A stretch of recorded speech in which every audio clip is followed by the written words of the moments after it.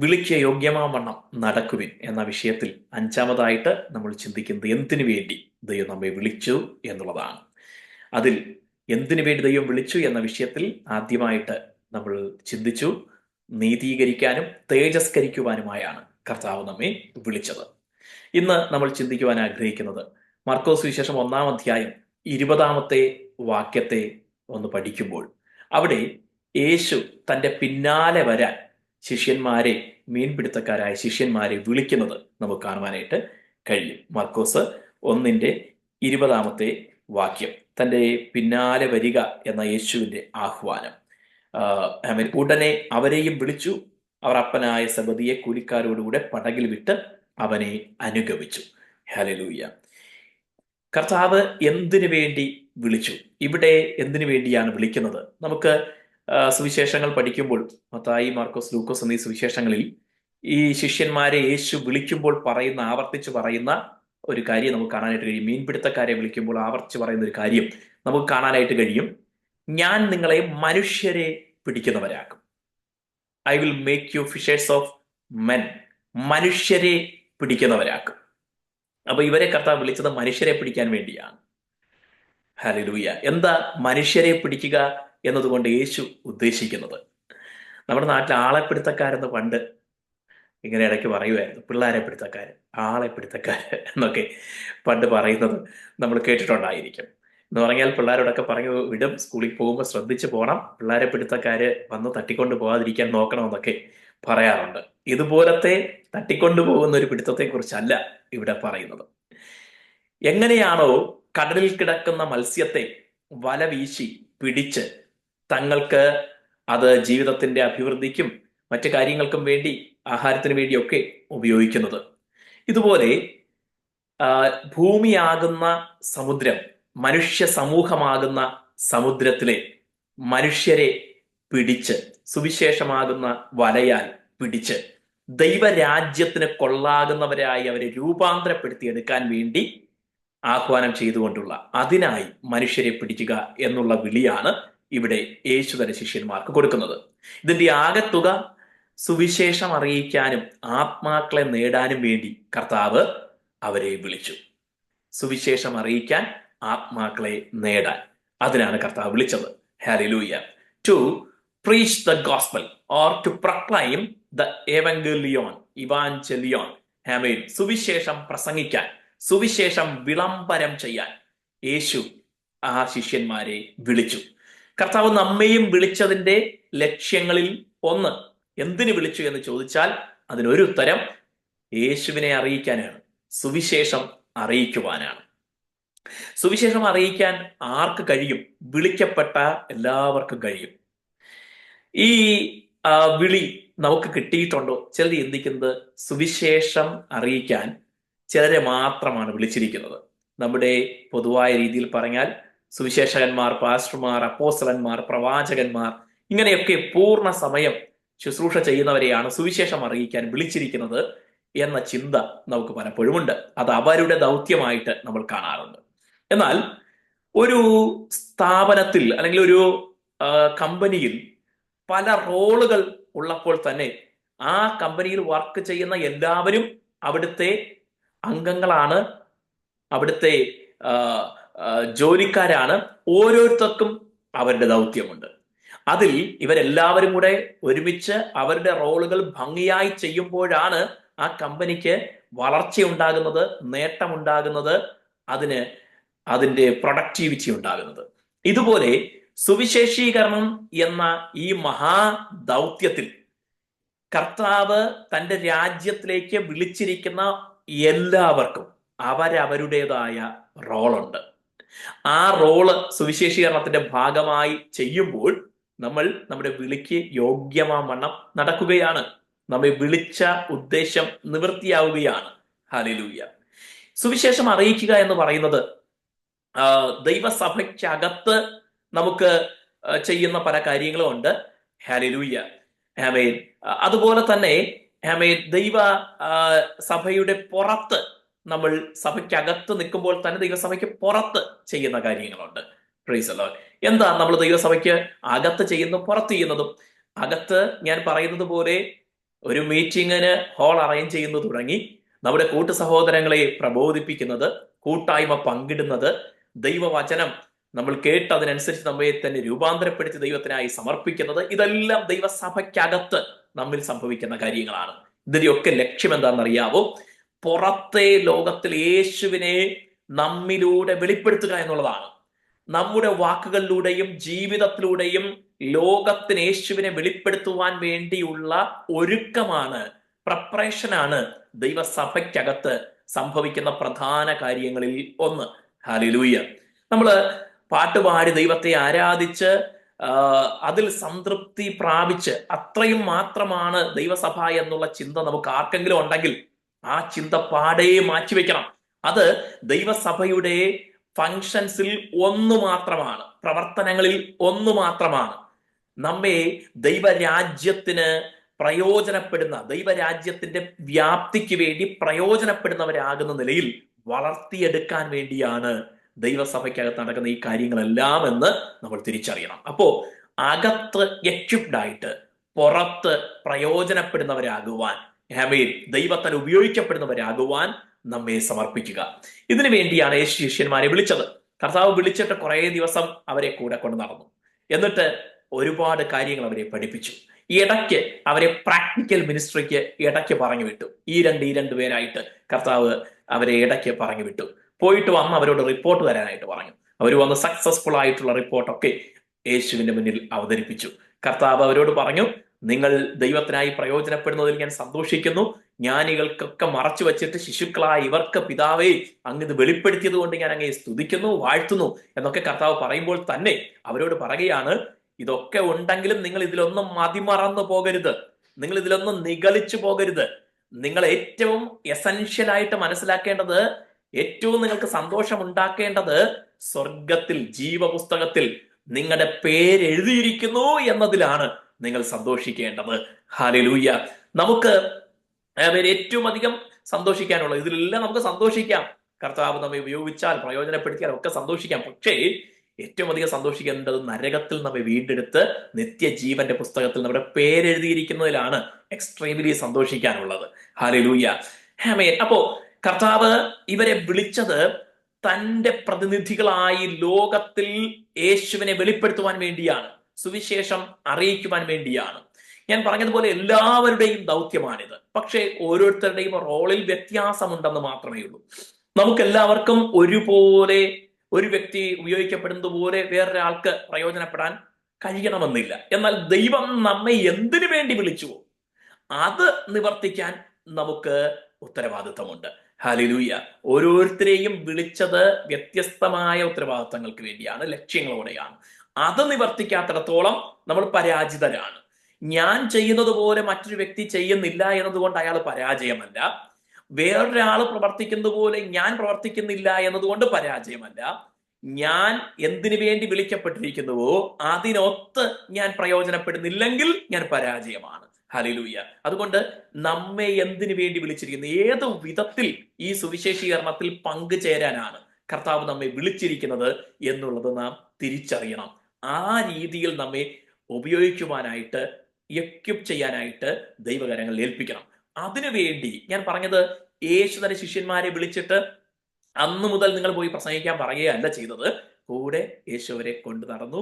യേശുവിന്റെ പ്രസംഗങ്ങളിൽ അവർ സാക്ഷ്യം വഹിച്ചു. കർത്താവ് പറയുന്നത് ശ്രദ്ധയോടെ കേട്ടു. ഉപമകൾ യേശു സംസാരിച്ചപ്പോൾ അതിന്റെ അർത്ഥങ്ങൾ മനസ്സിലായില്ലെങ്കിൽ അവർ വീട്ടിൽ വരുമ്പോൾ യേശുവിനോട് ചോദിച്ചു.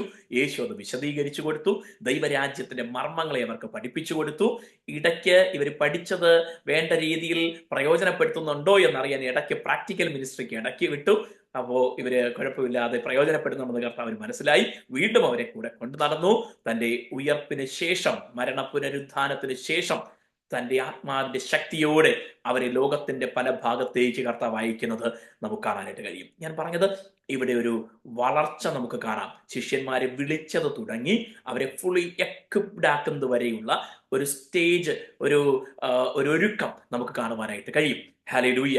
നാം ഓരോ മെസ്സേജ് കേൾക്കുമ്പോഴും നമ്മിൽ ഈ ഒരുക്കം നടക്കുകയാണ്. ഓരോ തവണ വചനം നമ്മൾ വായിക്കുമ്പോഴും നമ്മൾ ഈ ഒരുക്കം നടക്കുകയാണ്. എന്തിനാ ഞാനിത് എടുത്തു പറയുന്നത്? ഈ ബോധ്യം നമുക്കില്ലെങ്കിൽ ദൈവം എന്നെ ഒരുക്കിക്കൊണ്ടിരിക്കുകയാണ് എന്നെനിക്ക് മനസ്സിലാക്കാനായിട്ട് പറ്റത്തില്ല. രണ്ട്, എന്നും ഇങ്ങനെ ഒരുങ്ങി ഇരിക്കാനല്ല, ദൈവം നമ്മെ ഏൽപ്പിച്ച ഉത്തരവാദിത്തങ്ങളെ നിറവേറ്റുവാനായിട്ട് നമ്മൾ മുന്നോട്ട് പോവുകയും വേണം. അതിന് ദൈവത്തോട് പ്രാർത്ഥിക്കണം. അവസരങ്ങൾ ദൈവം തരാനായിട്ട് പ്രാർത്ഥിക്കണം. നമ്മുടെ മുന്നിൽ വരുന്ന ഓരോ വ്യക്തികളും ഓരോ അവസരങ്ങളാണ്. നമുക്കറിയത്തില്ല ഏത് വിധത്തിൽ എപ്പോഴാ ദൈവം നമ്മെ അവരുടെ മുന്നിൽ ഉപയോഗിക്കാൻ പോകുന്നതെന്ന് നമുക്കറിയത്തില്ല. Every person we meet in our life is an opportunity to evangelise. സുവിശേഷം അറിയിക്കുവാൻ വേണ്ടിയുള്ള അവസരമാണ് നമ്മുടെ മുന്നിൽ വരുന്ന ഓരോ വ്യക്തിയും. നമുക്കറിയത്തില്ല എപ്പോഴാ നമ്മളെ ദൈവം അവരുടെ രൂപാന്തരത്തിനായി ഉപയോഗിക്കാൻ പോകുന്നത് നമുക്കറിയത്തില്ല. ഹല്ലേലൂയ. നമ്മൾ മുട്ടി നോക്കണം. വീട്ടിൽ ആളുണ്ടോ എന്ന് അറിയാൻ വേണ്ടി മുട്ടി നോക്കുന്നത് പോലെ ഇടയ്ക്ക് മുട്ടി നോക്കണം. എങ്ങനെ മുട്ടി നോക്കുന്നത്? Price the Lord. പല രീതിയിൽ നമുക്ക് മുട്ടി നോക്കാനായിട്ട് പറ്റും. യേശു എനിക്ക് നല്ലവൻ എന്ന് നമ്മുടെ കോൺവെർസേഷന്റെ ഇടയ്ക്കൊന്ന് പറയുമ്പോൾ ഒരു മുട്ടൽ നടക്കുകയാണ്. ലാസ്റ്റ് വീക്കിൽ എൻ്റെ ചർച്ചിൽ ഞാൻ കേട്ട വചനം എൻ്റെ ജീവിതത്തെ സ്പർശിച്ചു. എനിക്ക് സമാധാനം തന്നു, എനിക്ക് ആശ്വാസമുണ്ടായി എന്ന് നമ്മൾ പറയുമ്പോൾ, ഒരു വ്യക്തിയോട് നമ്മുടെ എന്താ പറയുക, രക്ഷിക്കപ്പെടാത്ത ഒരു വ്യക്തിയോട് നമ്മൾ പറയുമ്പോൾ നമ്മളൊന്ന് മുട്ടി നോക്കുകയാണ്. ഹല്ലേലൂയ. അവര് ചിലപ്പോ ഇഗ്നോർ ചെയ്യും, ചിലപ്പോ പറയും നിങ്ങളുടെ ചർച്ച എങ്ങനെ ഉണ്ട്, കൊള്ളാവോ എന്ന് ചോദിക്കുകയാണെങ്കിൽ പതിയെ അവർ വാതിൽ തുറക്കാൻ തുടങ്ങിയെന്നാണ് അതിന്റെ അർത്ഥം. ഹല്ലേലൂയ. ഇതുപോലെ നമുക്ക് ലഭിക്കുന്ന അവസരങ്ങളെ കർത്താവിന് വേണ്ടി പ്രയോജനപ്പെടുത്താൻ നമ്മൾ തയ്യാറാകണം. നമ്മുടെ കയ്യിലുള്ളത് ബെസ്റ്റ് ആണെന്നുള്ള തിരിച്ചറിവ് നമുക്കുണ്ടായിരിക്കണം. The very best. ഇതിന് തുല്യം മറ്റൊന്നുമില്ല. സുവിശേഷത്തിന് തുല്യം മറ്റൊന്നുമില്ല. എന്താ കാരണം? റോമാലേഖനം 1-ാം അധ്യായത്തിന്റെ 16-ാമത്തെ വാക്യത്തിൽ അപ്പോസ്തലനായ പൗലോസ്, റോമൻസ് ചാപ്റ്റർ 1:16, അപ്പോസ്തലനായ പൗലോസ് പറയുന്ന വാക്ക് ഇങ്ങനെയാണ്: സുവിശേഷത്തെക്കുറിച്ച് എനിക്ക് ലജ്ജയില്ല. സുവിശേഷത്തെക്കുറിച്ച് എനിക്ക് ലജ്ജയില്ല. I am not ashamed of the gospel. സുവിശേഷത്തെക്കുറിച്ച് ഞാൻ ലജ്ജിക്കുന്നില്ല. എന്താ കാരണം? വിശ്വസിക്കുന്ന ഏവനും അത് ആരുമായിക്കൊള്ളട്ടെ, മനുഷ്യനാണെങ്കിൽ, വിശ്വസിക്കാൻ തക്ക ഹൃദയമുള്ള ഒരുവനാണെങ്കിൽ, അതേത് ജാതിയോ മതമോ നിറമോ ഭാഷയോ വിഷയമല്ല. മനുഷ്യനാണോ, ഒരു ഹൃദയമുണ്ടോ, വിശ്വസിക്കാൻ ഒരുവൻ തയ്യാറാകുന്നുണ്ടോ, ഹല്ലേലൂയ, വിശ്വസിക്കുന്ന ഏവനും, ആദ്യം യഹൂദനും പിന്നെ യവനനും, അത് രക്ഷയ്ക്കായി ദൈവശക്തിയാകുന്നു. ഈ ആദ്യം യഹൂദൻ പിന്നെ യവനൻ എന്നൊക്കെ പറഞ്ഞിരിക്കുന്നതിനെ നമ്മൾ കോംപ്ലിക്കേറ്റഡ് ഒന്നും ആക്കണ്ട, എല്ലാവരെയും അതിൽ ഉൾക്കൊള്ളിച്ചുകൊണ്ടാണ് പറയുന്നത്. ഹല്ലേലൂയ. യേശു ആദ്യം ഇസ്രായേൽ ഗൃഹത്തിലെ കാണാതെ പോയ ആടുകളുടെ അടുക്കലേക്കാണ് തന്റെ ശിഷ്യന്മാരെ അയച്ചത്. തന്റെ സ്വജാതിയിലുള്ള അല്ലെങ്കിൽ ആ യഹൂദ വർഗത്തിലുള്ള വംശത്തിലുള്ളവരുടെ അടുക്കലേക്ക് ആദ്യം അയച്ചു. പിന്നീട് അത് യേശു ശിഷ്യന്മാരോട് പറഞ്ഞു, ഇപ്പോൾ സകല സൃഷ്ടിയോട് സുവിശേഷം അറിയിക്കണമെന്ന് പറഞ്ഞിട്ട് കർത്താവ് സ്വർഗത്തിലേക്ക് ആരോഹണം ചെയ്തത്. ഹല്ലേലൂയ. അതുകൊണ്ട് ആദ്യം യഹൂദന് പിന്നെ യവനന്. പൗലോസ് അപ്പോസ്തലൻ ആദ്യം സിനഗോഗുകളിൽ ചെന്ന് പ്രസംഗിച്ചു. അവിടെ ആരാ ഉള്ളത്? യഹൂദന്മാരാ ഉള്ളത്. യഹൂദന്മാരുടെ പള്ളികളിൽ യഹൂദന്മാരാ ഉള്ളത്, ഒരു ഓപ്പണിംഗ് കിട്ടാൻ വേണ്ടി. പക്ഷെ അവര് തിരസ്കരിച്ചപ്പോൾ പൗലോസ് പറഞ്ഞു, ഞാൻ നിങ്ങളോട് അറിയിക്കാനുള്ള എന്റെ ഉത്തരവാദിത്വം കഴിഞ്ഞു, ഇനി ഞാൻ ജാതികളുടെ അടുക്കലേക്ക് പോകുന്നു. I am going to the Gentiles, to the Greeks, to the barbarians. Hallelujah. യവനരുടെ അടുക്കലേക്ക്, ബർബരന്മാരുടെ അടുക്കലേക്ക്, ജാതികളുടെ അടുക്കലേക്ക് ഞാൻ പോകുന്നു എന്ന് പറഞ്ഞ് സുവിശേഷം അറിയിക്കുകയാണ്. ഹല്ലേലൂയ. ഞാൻ ഓർപ്പിച്ചത്, സുവിശേഷത്തെ കുറിച്ച് അല്പം പോലും നമുക്ക് ലജ്ജയുണ്ടാകരുത്. കളിയാക്കുന്നവരുണ്ടാകും, ആക്ഷേപിക്കുന്നവരുണ്ടാകും, പല വാക്കുകൾ പറഞ്ഞ് അധിക്ഷേപിക്കുന്നവരുണ്ടാകും. പക്ഷേ ലോകത്തിൽ സുവിശേഷത്തിന് തുല്യം മറ്റൊന്നുമില്ല. ഹല്ലേലൂയ. എന്താ കാരണം? പൗലോസ് അപ്പോസ്തലൻ ഇവിടെ അതിന്റെ ശക്തിയെക്കുറിച്ച് പറയുന്നു. അത് രക്ഷയ്ക്കായി ദൈവശക്തി. ഹല്ലേലൂയ. മറ്റൊന്നിനും ഇത് ക്ലൈം ചെയ്യാനായിട്ട് പറ്റത്തില്ല. മനുഷ്യന്റെ ആത്മാവിന്റെ വിമോചനത്തിന്, വിടുതലിന്, രക്ഷയ്ക്ക്, നിത്യജീവന് സുവിശേഷമല്ലാതെ മറ്റൊന്നില്ല. ഹല്ലേലൂയ. അതുകൊണ്ട് ഇതിന് സമാനമായി, ഇതിന് തുല്യമായി മറ്റൊന്നുമില്ലാത്തത് കൊണ്ട് നമ്മൾ ഇതിനെക്കുറിച്ച് ലജ്ജിക്കേണ്ട. ഇത് മനസ്സിലാക്കാൻ കഴിയാത്തവർ കളിയാക്കിയെന്നിരിക്കും, അധിക്ഷേപിച്ചെന്നിരിക്കും, തള്ളിപ്പറഞ്ഞെന്നിരിക്കും, ഉപദ്രവിച്ചെന്നിരിക്കും. അത് അവരുടെ ഇഗ്നോറൻസ് ആണ്, അവരുടെ അറിവില്ലായ്മയാണ്. ഹല്ലേലൂയ. പക്ഷെ അറിവുള്ള നമ്മൾ എന്ത് ചെയ്യരുത്? അതേക്കുറിച്ച് അല്പം പോലും വിഷമിക്കുകയല്ല വേണ്ടത്. Hallelujah. Praise the Lord. Amen. ചിലപ്പോ ഈ കൊച്ചു കുഞ്ഞുങ്ങളായിരിക്കുമ്പോ, ശൈശവാവസ്ഥയിലായിരിക്കുമ്പോ ഒരു കുഞ്ഞിനെ നമ്മൾ കയ്യിലെടുത്ത് തോളിലോട്ട് വെക്കുമ്പോ കുഞ്ഞ് ചിലപ്പോ നമ്മുടെ മുഖത്ത് കൈ നീട്ടി ഒന്ന് അടിച്ചെന്നിരിക്കും. നമ്മൾ ഉടനെ അതുപോലെ കുഞ്ഞിനെ മുഖത്ത് തിരിച്ചടിക്കുകയല്ല ചെയ്യുന്നത്. പിന്നെ നമുക്കറിയാം ഈ കുഞ്ഞിന് ഇത്രയും അറിവേ ഉള്ളൂ, ഇത്രയും പരിജ്ഞാനമേ ഉള്ളൂ എന്ന് നമുക്കറിയാം. നമ്മൾ അതിനെ ആ ശൈശവ അവസ്ഥയിലെ കുസൃതിയായി, വികൃതിയായി അതിനെ ആ രീതിയിൽ നമ്മൾ ഉൾക്കൊള്ളുകയാണ്. സുവിശേഷത്തെ കുറിച്ച് അറിവില്ലായ്മ നിമിത്തം, തങ്ങളുടെ ആത്മാക്കളുടെ വിമോചനത്തിന് വേണ്ടിയുള്ള, രക്ഷയ്ക്ക് വേണ്ടിയുള്ളതാണ് ഇത് എന്ന് അറിയാത്തത് നിമിത്തം, ഹല്ലേലൂയ, പലരും ഇതിനെ എതിർക്കുമ്പോൾ, ആക്ഷേപിക്കുമ്പോൾ, ഒറ്റപ്പെടുത്തുമ്പോൾ നമ്മൾ ഭാരപ്പെടുകയല്ല വേണ്ടത്. ഇവരിപ്പോഴും ഈ വിഷയത്തിൽ ശിശുവാണ്. അതിനെ ആ രീതിയിൽ നമ്മൾ മനസ്സിലാക്കുക.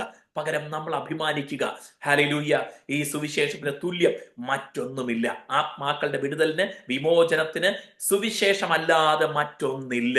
Price the Lord. സുവിശേഷം വരുത്തിയ രൂപാന്തരത്തെ കുറിച്ച് ലോക ചരിത്രത്തെ ഒന്ന് അപഗ്രഥിച്ചാൽ നമുക്ക് മനസ്സിലാക്കാം. ഇന്ന് പരിഷ്കാരികൾ എന്ന് പറയുന്ന, സംസ്കാരത്തിന്റെ സിവിലൈസ്ഡ് എന്ന് പറയുന്ന എല്ലാ സമൂഹങ്ങളുടെയും അടിത്തറ സുവിശേഷമാണ്. ഹല്ലേലൂയ. ലോകത്തിലെ ഏറ്റവും സന്തോഷമുള്ള രാജ്യങ്ങൾ, ഏറ്റവും സമാധാനമുള്ള രാജ്യങ്ങൾ, ചിലർ പറയും സ്കാൻഡിനേവിയൻ രാജ്യങ്ങൾ, അവിടെ ഭയങ്കര സന്തോഷമാണ്, സമാധാനമാണ്. എന്നിട്ട് പറയും, കണ്ടോ അവിടെ മതമില്ല, ദൈവമില്ല, അവിടെ എല്ലാം എത്തിസ്റ്റാണ്, അതുകൊണ്ടാണ് ഈ സന്തോഷം എന്ന് ഇവര് പറയാറുണ്ട്. പക്ഷേ ഇതിന്റെ ചരിത്രത്തെ മറന്നു കളഞ്ഞിട്ടാണ് ഇവരിതെല്ലാം പറയുന്നത്. എന്താ ചരിത്രം? ഈ പറയുന്ന യൂറോപ്യൻ രാജ്യങ്ങളെ ഇന്ന് കാണുന്ന നിലയിൽ അഭിവൃദ്ധിയിലേക്ക് നയിച്ചത്, സംസ്കാരമുള്ളവരാക്കി മാറ്റിയത്, തമ്മിൽ അടിച്ചിരുന്നവരെ ക്ഷമിക്കാനും സ്നേഹിക്കാനും പഠിപ്പിച്ചത് സുവിശേഷമാണ്, ദൈവവചനമാണ്, ക്രിസ്തുവിന്റെ സ്നേഹമാണ്. Hallelujah, praise the Lord. ഇവൻ ആ അടിത്തറയുടെ അടുത്ത തലം അവരിന്ന് അനുഭവിക്കുന്നതേ ഉള്ളൂ. അത് അവരുടെ സ്വഭാവമായി മാറി, അവരുടെ ശീലമായി മാറി. ഏതാ? സുവിശേഷം അവരുടെ മുൻ തലമുറകളിൽ, അവരുടെ പിതാക്കന്മാരിൽ വരുത്തിയ സംസ്കാരത്തിന്റെ ഉന്നതി, അവരിൽ വരുത്തിയ രൂപാന്തരം പിൽക്കാലത്ത് എന്തായി മാറി? ആ സമൂഹത്തിന്റെ കൾച്ചറായി മാറി, അവരുടെ സ്വാഭാവികമായ ശൈലിയായി മാറി. ഹല്ലേലൂയ. അത് കഴിഞ്ഞപ്പോഴേക്കും അവര് ദൈവത്തെ തള്ളി, ദൈവത്തെ ഉപേക്ഷിച്ചു. Praise the Lord. ആമേൻ. എന്തുകൊണ്ട് അവിടെ സന്തോഷവും സമാധാനവും ഇപ്പോഴും ഉണ്ടായിരിക്കുന്നത്? ആമേൻ. മുൻകാലങ്ങളിൽ സുവിശേഷം അവരുടെ പിതാക്കന്മാരിൽ വരുത്തിയ രൂപാന്തരമാണ് ഈ പിൽക്കാലത്ത് അവരുടെ ഇടയിലെ ഈ സന്തോഷത്തിന്റെയും സമാധാനത്തിന്റെയും ആധാരം. Hallelujah, praise the Lord. നമുക്കറിയത്തില്ല നമ്മൾ എത്ര കാലം ഈ ഭൂമിയിൽ ജീവിക്കും. കർത്താവിന്റെ വരവ് ഏറ്റവും അടുക്കലായിരിക്കുന്നു.